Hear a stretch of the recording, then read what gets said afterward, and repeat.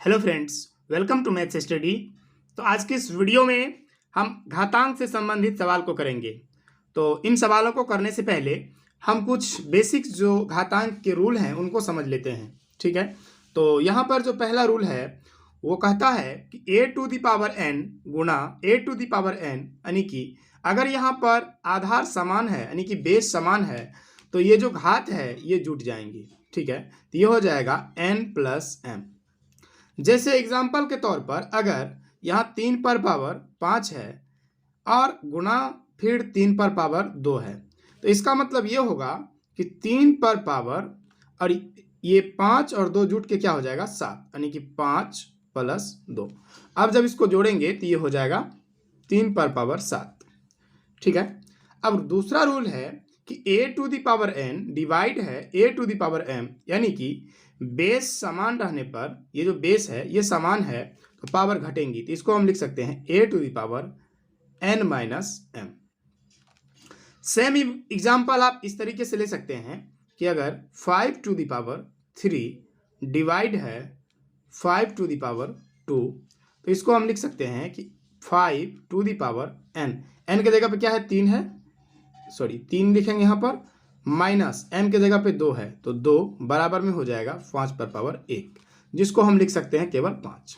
ठीक है, अगर कहीं पर इस तरह से लिखा हुआ है, अगर कहीं लिखा हुआ a to the power n, तो जब हम n का माइनस में जो ये n है, जब ये माइनस को हटाते हैं तो इसको बटे में लिखना पड़ता है a to the power n, 1 बटे a to the power n।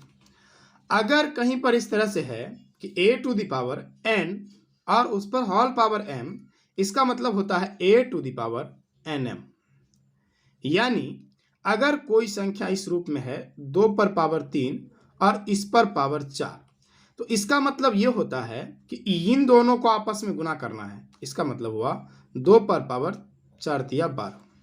ठीक है, ये चीज़ें आपको समझ आ गई। चलिए अगला रूल है कि a पर पावर अगर कोई 0 है इसका मतलब 1 होता है। जैसे मान लीजिए 25 पर पावर 0, तो 25 पर पावर 0 का वैल्यू क्या होता है 1 होता है। ये घातांक का नियम कहता है। ठीक है, अगर कहीं पर लिखा हुआ है a to the power n गुणा b to the power n, इसका मतलब हुआ कि a पर भी पावर और b पर भी पावर n ही है। ठीक है ना, तो इसको हम इस तरीके से लिख सकते। जैसे में एग्जाम्पल अगर हम लें कि 3 पर पावर 5 गुणा 2 पर पावर 5, तो इसको हम इस तरीके से लिख सकते हैं, इन दोनों को आपस में गुना कर देंगे। इसको हम लिख सकते हैं 3 दूना 6 पर पावर 5। ठीक है, तो ये हमारा कुछ बेसिक्स रूल थे जो कि हम इस जो सवाल अगला हमारा है इसको जब बनाएंगे इसमें हम इसका यूज़ करेंगे। तो चलिए टोटल हम लोग इस वीडियो में 4 सवाल को सॉल्व करेंगे और चारों सवाल को सॉल्व करने के लिए हमें जो सूत्र दिया, जो हमने अभी डिस्कस किया, उन्हीं का प्रयोग होगा। देखिए पहला है कि a to the power n 8 गुणा a to the power m, यानी कि यहाँ पर बेस समान है। क्या है, बेस समान है, और जब बेस समान है बीच में गुना का निशान है तो हम घातों को जोड़ेंगे, तो ये हो जाएगा 2 5 प्लस माइनस का 3। जब इसको आगे सॉल्व करेंगे तो ये होगा हमारा 2 पर पावर 5, ये प्लस माइनस माइनस होगा 5 माइनस 3, और जब ये घटेगा तो हो जाएगा 2 पर पावर 2, इसका वैल्यू होगा 4। ठीक है,